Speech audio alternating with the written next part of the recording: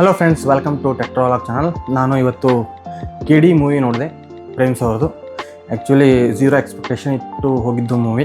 First half ಅಂತೂ full waste ಇದೆ movie. Actually ಪಾತ್ರ ಬಿಲ್ಡಪ್ ಮಾಡೋಕ್ಕೆ ಧ್ರುವ ಸರ್ಜಾ, ರಮೇಶು, ರಿಷ್ಮನ್ ಹಣಯ್ಯ, ರವಿಚಂದ್ರನ್ನು, ಆಮೇಲೆ ಸಂಜಯ್ ದತ್ ಅವ್ರದ್ದೆಲ್ಲ ಪಾತ್ರ ಪರಿಚಯ ಮಾಡೋಕ್ಕಷ್ಟೇ, ಆಮೇಲೆ ಲವ್ ಸ್ಟೋರಿ ಒಂದು ಇದು ಕ್ರಿಯೇಟ್ ಮಾಡೋಕ್ಕಷ್ಟೇ ಫಸ್ಟ್ ಹಾಫ್ ಇದೆ. ಆಮೇಲೆ ಸೆಕೆಂಡ್ ಪಾರ್ಟಲ್ಲಿ ಸ್ಟೋರಿ ಸ್ವಲ್ಪ ವೇಗ ಪಡೆದುಕೊಳ್ಳುತ್ತೆ.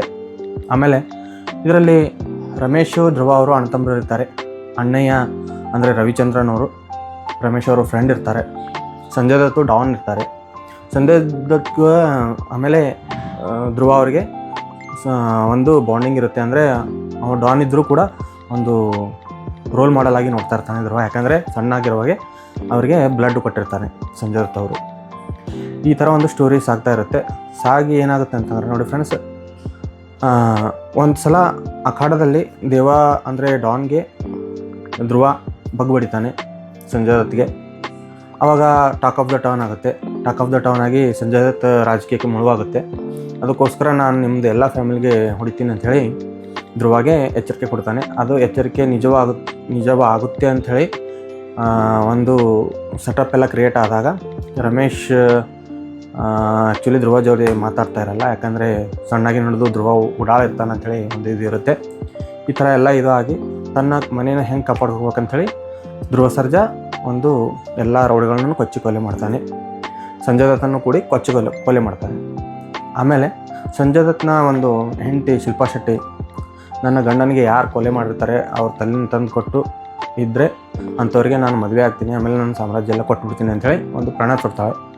ಆ ಪ್ರಣ ತೊಟ್ಟ ಮೇಲೆ ರಮೇಶ್ ಶಿಲ್ಪಾ ಶೆಟ್ಟಿಗೆ ತಾಳಿ ಕಟ್ಟೋದನ್ನು ತೋರಿಸ್ತಾರೆ. ಇದು ಒಂದು ಕ್ಲೈಮ್ಯಾಕ್ಸು ಟ್ವಿಸ್ಟ್ ಇದು. ಆ್ಯಕ್ಚುಲಿ ಸಾರಿ, ಈ ಒಂದು ಕಥೆನ ಫುಲ್ಲಾಗಿ ಹೇಳಿಬಿಟ್ಟೆ. ಬಟ್ ಆ್ಯಕ್ಚುಲಿ ಈಗ ಸೆಕೆಂಡ್ ಪಾರ್ಟಲ್ಲಿ ನೋಡೋದೇನೆಂದರೆ, ರಮೇಶ್ ಯಾಕೆ ಶಿಲ್ಪಾ ಶೆಟ್ಟಿಗೆ ತಾಳಿ ಕಟ್ಟೋದಂದರೆ, ರಮೇಶ್ಗೆ ಒಂದು ಇಲ್ಲಿ ಎದೆ ಮೇಲೆ ಸತ್ಯ ಅಂತ ಹೆಸರಿರುತ್ತೆ. ಸಣ್ಣ ಗಿಡದ ಲವ್ ಮಾಡಿರ್ತಾನೆ. ಅದನ್ನು ಸಂಜಯ್ ದತ್ತು ಡಾನ್ ಮದುವೆ ಆಗಿರ್ತಾನೆ ಹುಡುಗಿಗೆ. ಈ ಥರ ಒಂದು ಸ್ಟೋರಿ ಇದೆ. ಆಮೇಲೆ ಲಾಸ್ಟಿಗೆ ಸುದೀಪ್ ಅವ್ರ ಎಂಟ್ರಿ ಆಗುತ್ತೆ. ಅದು ಆ್ಯಕ್ಚುಲಿ ಅಣ್ಣ ತಮ್ಮ ಇವರು ಸುದೀಪ್ ಮತ್ತು ಧ್ರುವ ಅಂಥೇಳಿ ತೋರಿಸ್ತಾರೆ. ರಮೇಶ್ ಏನಾಗಿರ್ತಾರೆ, ಶಿಲ್ಪಾ ಶೆಟ್ಟಿ ಹೇಗೆ ಇದು ಆಗ್ತದೆ, ಆಮೇಲೆ ಸ್ಟೋರಿ ಹೆಂಗೆ ಬಿಲ್ಡಪ್ ಆಗುತ್ತೆ ಸೆಕೆಂಡ್ ಹಾಫಲ್ಲಿ ತೋರಿಸ್ತಾರೆ ಅಂತ ಹೇಳಿದ್ದಾರೆ. ಅಥವಾ ಇದು ಟ್ರೈಲರ್ ಅಂಥೇಳಿ ಒಂದು ಇಂಟರ್ವ್ಯೂ ಅಲ್ಲಿ ಕೂಡ ಹೇಳಿದ್ದಾರೆ ಪ್ರೇಮ್ ಅವರು. ಅದನ್ನು ನೀವು ವಿಚಾರ ಮಾಡಿ ಈ ಥರ ಇರ್ಬೋದಾ ಅಂಥೇಳಿ ಫಸ್ಟಲ್ಲೇ ನೀವು ಕತೆ ಕಟ್ಕೋಬೋದು. ಅಥವಾ ಸೆಕೆಂಡ್ ಪಾರ್ಟ್ಗಾಗಿ ವೇಟ್ನು ಮಾಡ್ಬೋದು. ಈ ಥರ ಒಂದು ಓಪನ್ ಎಂಡಿಂಗ್ನು ಇಟ್ಟಿದ್ದಾರೆ. ಆಮೇಲೆ ಸ್ಟೋರಿ ಕೂಡ ಕೊಡ್ತೀನಿ ಅಂಥೇಳಿ ಹೇಳಿದ್ದಾರೆ. ಈಗ ಸೆಕೆಂಡ್ ಪಾರ್ಟ್ ಬರೋವರೆಗೂ ವೇಟ್ ಮಾಡ್ಬೋದು. ಆ್ಯಕ್ಚುಲಿ ಮ್ಯೂಸಿಕ್ಕು ತುಂಬ ಚೆನ್ನಾಗಿದೆ. ಅಲ್ಲಲ್ಲಿ ಕ್ರಿಂಜ್ ಆ್ಯಕ್ಷನ್ ಇದೆ ಜಾಸ್ತಿ. ಅಂತಂದರೆ ವಿಗ್ ಎಲ್ಲ ಕಾಣಿಸುತ್ತೆ, ಯಾವ ಥರ ಹಾಕಿದ್ದಾರೆ ವಿಗ್ಗು ರಮೇಶ್ ಅವರಿಗೆ. ಆಮೇಲೆ ಸಂಜಯ್ ದತ್ ಅವರಿಗೆ ವಿಗ್ ಹಾಕೋದನ್ನು ಅಷ್ಟು ಸರಿಯಾಗಿ ಕಾಣಲ್ಲ, ಕ್ರಿಂಜಾಗಿ ಕಾಣಿಸುತ್ತೆ. ಆಮೇಲೆ ಸೆಟಪ್ಪು ಏನು ಮಾಡಿದಾರಲ್ಲ, ಫುಲ್ ಸೆಟಪ್ ಸರಿ ಕಾಣಲ್ಲ. ಆವಾಗವಾಗ ಕ್ಯಾಮ್ರಾ ಏನು ಮೂವ್ ಆಗುತ್ತಲ್ಲ, ಫುಲ್ ಗ್ರಾಫಿಕ್ಸ್ ಅಂಥೇಳಿ ಕಾಣಿಸುತ್ತೆ.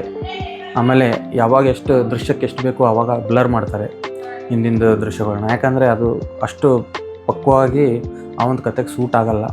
ಒಂಥರ ಏನೋ ಕ್ರಿಂಜ್ ಅನಿಸುತ್ತೆ. ಆಲ್ಮೋಸ್ಟ್ ಪ್ರೇಮ್ಸ್ ಮೂವೀಸ್ ಆಲ್ಮೋಸ್ಟ್ ಆ ಥರನೇ ಇರುತ್ತೆ. ಬಟ್ ಕಥೆನ ಹೇಳೋಕ್ಕೆ ಒಂದು ರೀತಿ ಡಿಫ್ರೆಂಟಾಗಿ ಟ್ರೈ ಮಾಡಿದ್ದಾರೆ. ಆಮೇಲೆ ಅರ್ಜುನ್ ಜನ್ಯ ಅವರು ಪ್ರೇಮ್ಸ್ ಯಾವ ಟೇಸ್ಟ್ ಇರುತ್ತೆ, ಮ್ಯೂಸಿಕ್ ಟೇಸ್ಟು, ಆ ಥರನೇ ಒಂದು ಟೇಸ್ಟ್ ಬರೋ ಥರ ಒಂದು ಮ್ಯೂಸಿಕ್ ಕೊಟ್ಟಿದ್ದಾರೆ. ಈ ಮೂವಿನ ನೀವು ಒಂದು ಸಲ ನೋಡ್ಬೋದು. ಯಾಕಂದರೆ ಈಗ ಸೆಕೆಂಡ್ ಪಾರ್ಟ್ಗೋಸ್ಕರ ವೇಟ್ ಮಾಡ್ಬೋದು. ನೋಡದೇ ಇದ್ದರೂ ನಡೆಯುತ್ತೆ. ಬಟ್ ಒಂದು ಒಳ್ಳೆಯ ಪ್ರಯತ್ನ ಅಂತ ನಾನು ಹೇಳ್ತೀನಿ ಫ್ರೆಂಡ್ಸ್. ಅಷ್ಟು ತೀರಾ ವರ್ಸ್ಟ್ ಆಗಿಯೂ ಇಲ್ಲ film. Thank you friends, thank you for watching my videos. Thank you once again.